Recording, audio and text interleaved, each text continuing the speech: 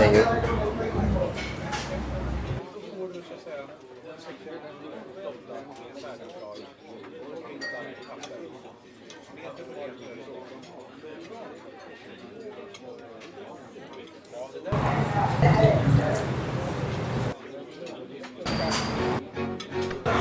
Food എവിടെ പോയി?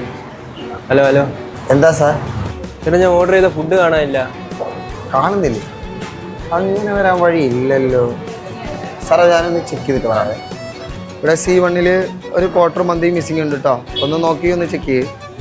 മന്തി missing. കിട്ടിയോ? ഇല്ല, തപ്പിക്കൊണ്ടിരിക്കുകയാണ്.